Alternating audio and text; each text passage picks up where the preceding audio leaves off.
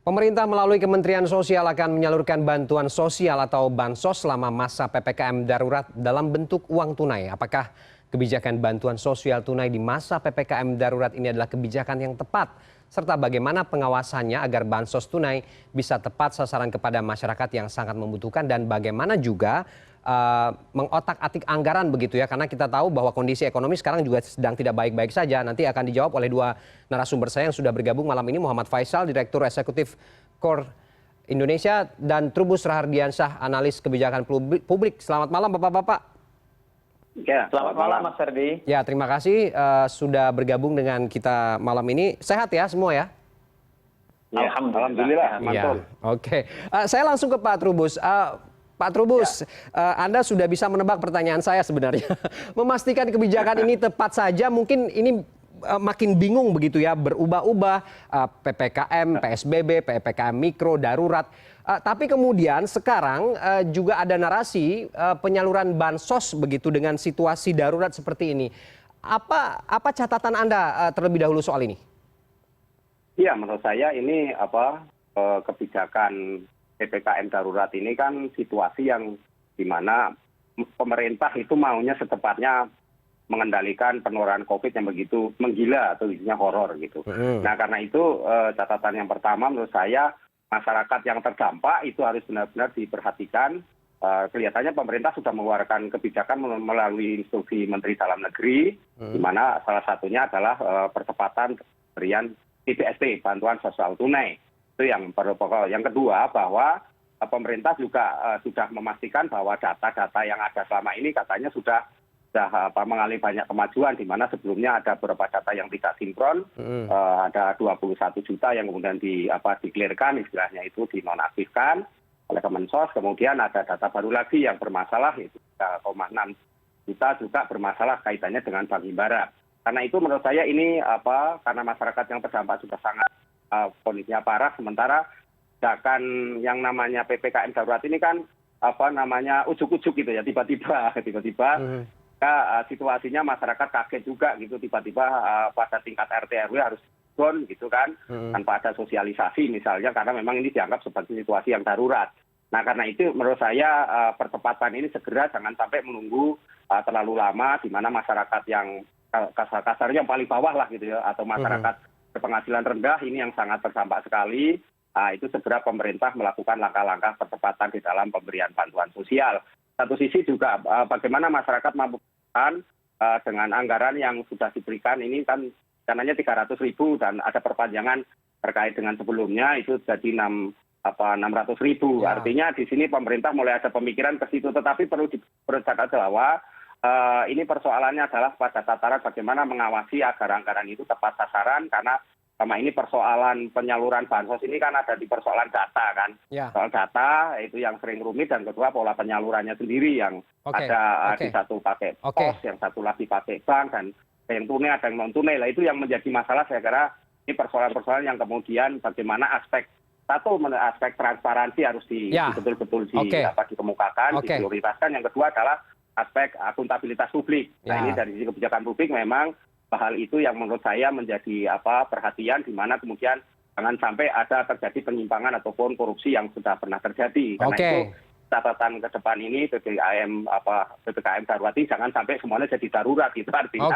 kalau sudah kondisinya darurat nanti malah terjadi penyimpangan, dan itulah kemudian situasi jadi darurat semuanya. Oke Pak Trubus, kenapa ini harus menjadi fokus kita semua? Karena gini, di lapangan kan banyak sekali kita menemukan begitu ya, bahwa penyalurannya tidak tepat sasaran, terus juga orang-orang yang mendapatkan bantuan di masa PPKM ataupun di masa pandemi ini juga orangnya juga secara data ini tidak jelas. Perlukah kemudian kebijakan turunan untuk memastikan tidak ada nepotisme di dalamnya, tidak ada kong-kali-kong anggaran di dalamnya? Karena di lapangan ini beda sekali dengan apa yang dipaparkan begitu, Pak Trubus. Iya, menurut saya ini memang persoalan diimplementasi ini perlu sekali ada semacam aturan yang jelas, di mana kemudian nanti itu terutama di daerah ya itu bisa tepat sasaran. Nah, persoalan-persoalan selama ini sinkronan data, kemudian penerimanya juga bukan yang seharusnya menerima, dan itu kan banyak terjadi. Ini juga kasus-kasus di mana si penerimanya malah sudah pindah juga atau sudah meninggal dunia juga pernah terjadi. Nah ini menurut saya ini harus dipastikan dulu, dalam hal ini tentu ada aturan main, aturan hukumnya juga, di mana kemudian ada perlindungan, mana bahwa ada kepastian untuk menerima dan tepat sasaran. Karena soalannya di implementasi ini tak mudah ya, banyak faktor di mana kemudian ada juga pihak-pihak tertentu yang mungkin dalam situasi darurat ini mudah-mudahan nggak terjadi gitu ya, memanfaatkan situasi yang ada untuk kepentingan mungkin kepentingan diri ataupun kelompoknya atau apapun ya. Saya rasa ini juga jadi catatan juga. Tetapi memang apa yang kita pahami bersama bahwa ini perlu ada selain akuntabilitas dan tadi saya katakan juga transparansi, memang persoalan di bawah ini juga harus ada koordinasi di mana APH, para penegak hukum juga harus mengawasi, dan masyarakat juga harus segera melaporkan. Karena itu menurut saya ini memang Satber Pungli yang dulu pernah dibentuk juga harus dipertegas lagi dalam sisi ini supaya penyimpangan-penyimpangan tidak terjadi lagi. Jadi ini menurut saya hal-hal yang terkait dengan implementasi perlu mendapat perhatian sungguh-sungguh gitu, Mas. Oke, baik Pak Trubus. Artinya kemudian pemerintah tentu diharapkan sudah memitigasi begitu ya konsekuensi-konsekuensi logis yang terjadi berkaca dari kondisi sebelumnya. Saya ke Bang Faisal. Bang Faisal, koreksi kalau saya 6,1 T ya yang disalurkan untuk 1 bulan untuk BST ini. Ini pertanyaannya juga cukup menggelitik, dananya dari mana? Kan secara ekonomi kan sekarang kita juga lagi seret begitu. Apa yang akan diotak-atik ini? Apakah juga akan menggerus APBN atau bagaimana kemudian bacaan dari Anda? Ya, kalau secara total sebetulnya dana PEN itu di 2021 dengan 2020 kan tidak terlalu jauh beda, Mas. Sebetulnya. Nah, jadi sebetulnya besarannya mestinya cukup ya. Apalagi kan kalau bansos ini dalam kondisi sekarang mestinya dia menjadi sangat-sangat krusial ketika PPKM darurat diberlakukan. Nah, jadi yang dilakukan memang harus realokasi. Jadi kalau memang sosnya itu kurang, yang sebelumnya, ini harus realokasi sehingga betul-betul dia bisa mencukupi untuk PPKM darurat yang diberlakukan di Jawa dan Bali. Dan juga mengantisipasi bukan hanya sampai pada tanggal 20 Juli. Ya. Bagaimana kalau kemudian misalkan, ini kita harus ada skenario ya, seandainya kalau misalkan masih naik terus grafiknya atau belum turun secara signifikan sehingga harus diperpanjang. Nah ini kan berarti harus ada persiapan dana untuk bansos yang mencukupi. Dan yang perlu menjadi catatan juga kayak tadi dari pertanyaan Mas Ferdi sebelumnya ya, bahwa bukan hanya anggaran untuk bansos yang diberikan pada orang miskin saja, tapi supporting dananya untuk distribusi ya. Nah ini tantangan kita karena tadi misalnya banyak yang tidak tepat sasaran. Ini masih PR kita. Intinya sih memang harus memperbaiki terus pendataan. Kan karena pendataannya banyak yang tidak sinkron. Dari Kemensos dengan perbankan yang menjadi mitranya, banyak yang tidak sinkron. Apalagi kalau kita cross-check kemudian satu persatu di masing-masing daerah. Nah, ketika pendataan juga masih belum sempurna dan memang harus disempurnakan karena memang sangat dinamis. Nah, monitoring dan evaluasi dan pendampingan untuk mengecek terus kebenaran daripada sasaran daripada bansos menjadi sangat penting.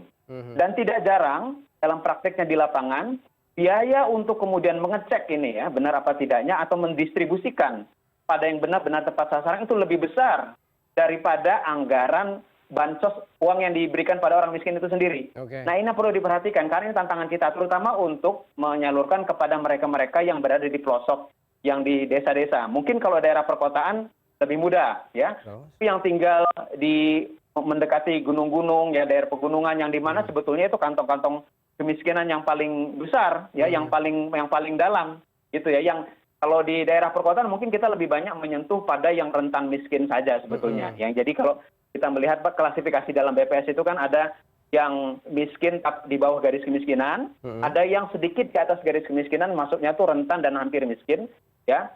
Jumlahnya lebih besar tapi lebih banyak juga di daerah perkotaan. Nah tapi yang daerah-daerah yang lebih pelosok, desaan, yang susah dijangkau karena infrastruktur. Susah juga kalau kita ingin mengandalkan misalkan perbankan atau misalkan pakai pulsa misalnya ya, dan banyak hal itu kan pakai gitu juga pakai kartu. Nah ini kan infrastruktur yang terbatas ini susah untuk kemudian masuk. Nah ini sehingga biaya untuk kemudian memastikan distribusi kepada target yang tepat sasaran, ya ini menjadi lebih besar. Ya, jadi itu yang catatannya dari saya. Oke, hitung-hitungannya dari Anda cukup nggak ya 300.000 walaupun kemudian di awal ini langsung dibayarkan 600.000 begitu. Udah pas belum atau bagaimana? Ya, sebetulnya sih kalau kita hanya ingin mengcover kan ini bukan untuk mereka supaya belanja lebih. Ya. Ini adalah untuk survival ya. Ya. Nah, kalau kita melihat kan dari batas garis kemiskinan nasional itu rata-rata kan di sekitar 400-an ribu per bulan per kapita ya, kapita. Nah, tapi kalau yang rentan miskin itu bisa sampai dia 700-an, 750 sampai 800.000. Jadi kalau 300.000 itu masuk akal lah sebetulnya untuk survival. Oke. Ya tinggal make sure apakah dia tepat sasaran dan bisa mereka yang semestinya betul-betul tadi ya, yang di bawah garis kemiskinan berarti yang pengeluarannya di bawah sekitar 400-an ribu per kapita per bulan itu ya, itu yang harus dipastikan. Oke, artinya memang evaluasi dan memastikan data masyarakat yang mendapatkan bantuan ini harus benar-benar selektif ya, supaya tidak ada lagi penyimpangan-penyimpangan yang terjadi seperti kasus-kasus sebelumnya ya, Mas Faisal ya? Betul. Oke, kita nanti juga memastikan walaupun kemudian pemerintah sudah mengambil langkah whatever it takes begitu ya, udah otak-atik anggaran begitu, realokasi begitu. Tapi nanti saya akan tanya kepada Anda, apakah kemudian ini berpotensi menimbulkan utang baru begitu dengan banyaknya pos anggaran untuk bantuan sosial tunai ini? Kita akan kembali lagi nanti, CNN Indonesia Newscast akan kembali usai jeda.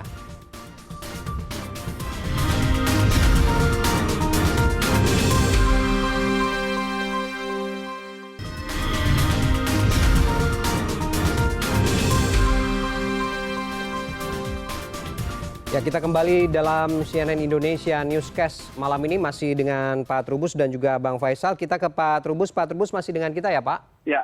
Oke, Masih. Ya. Pak Trubus, seperti Ya. yang tadi disampaikan di awal, kalau kemudian penyaluran bermasalah, datanya kacau, dan pemerintah selalu berlindung kepada narasi kita belum sempurna begitu. Tapi tidak juga banyak perubahan. Anda melihat kebijakan ini sudah ada mitigasi yang ketat belum untuk diterapkan, walaupun kemudian dipastikan Juli ini sudah akan turun anggarannya?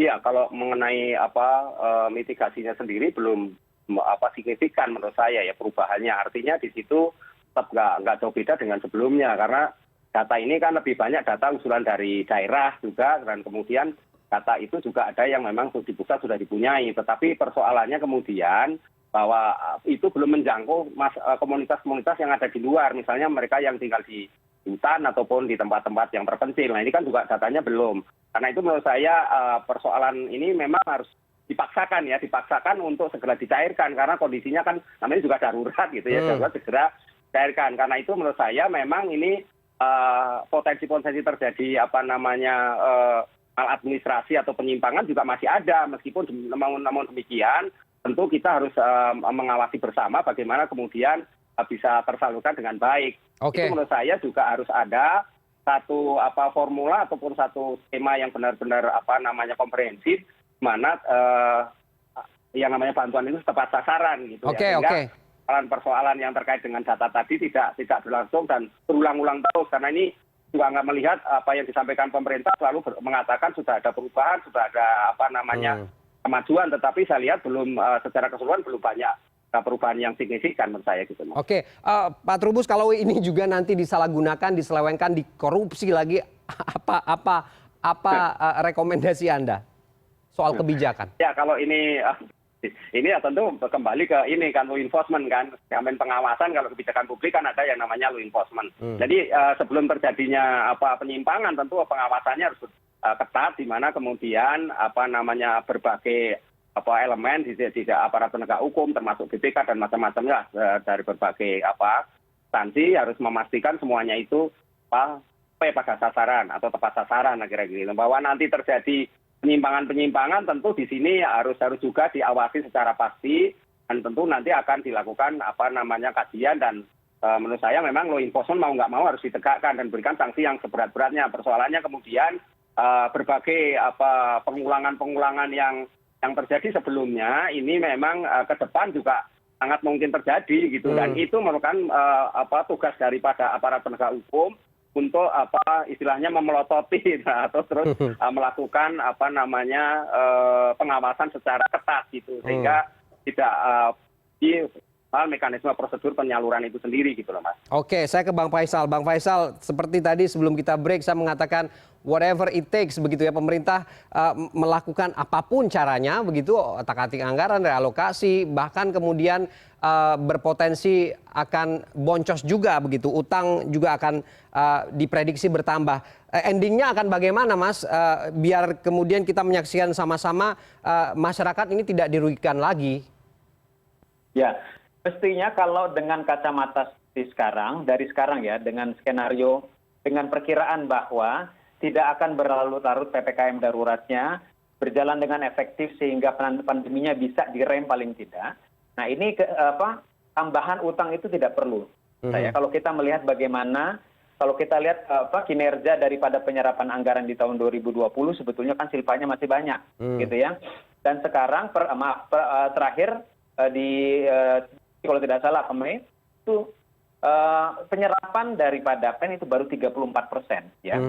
Artinya masih banyak sebetulnya yang belum terserap. Jadi artinya mestinya cukup, tinggal realokasi anggaran. Dengan kacamata sekarang maksud saya. Jadi kalau seandainya mudah-mudahan tidak berlarut-larut, semestinya ini cukup ya. Nah jadi perlu yang dipastikan bagaimana supaya meminimalkan tidak butuh tambahan dana lagi, bahan utang lagi. Nah, pastikan dari sisi implementasi PPKM darurat, penegakan daripada kebijakan yang sudah poin-poin yang sudah diatur tadi ya, sudah diundangkan diatur tadi.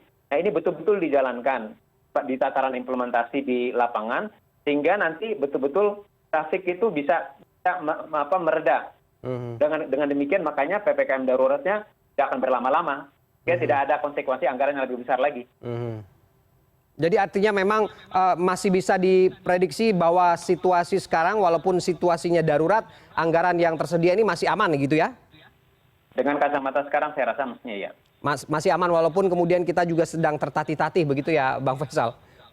Betul. Oke, kita harapkan memang ujungnya adalah ke masyarakat tidak dirugikan, bahwa dari apa yang sudah kita lalui kemarin, masyarakat sangat bisa dikatakan cukup terpukul begitu ya, anggaran yang seharusnya diterima oleh mereka tapi kemudian masuk ke kantong-kantong pihak-pihak yang tidak bertanggung jawab. Ini bisa dipastikan lagi bahwa seperti Pak Trubus tadi sampaikan, mitigasinya juga harus ketat dan bagaimana memastikan kerja dari aparat-aparat berwenang begitu untuk dana ini tidak diselewengkan, ini juga harus KPK-nya harus diperkuat, Mas. Diperkuat begitu ya, KPK-nya harus diperkuat begitu ya. Oke. Iya, baik, kita memiliki waktu yang terbatas. Sampai akhir dialog kita ini kita juga mengundang pihak dari Kemensos tapi kemudian belum bisa bergabung dengan dialog kita. Tidak apa-apa, kita karena keterbatasan waktu kita akhiri. Terima kasih Bang Faisal dan juga Pak Trubus sudah bergabung dengan kita malam ini.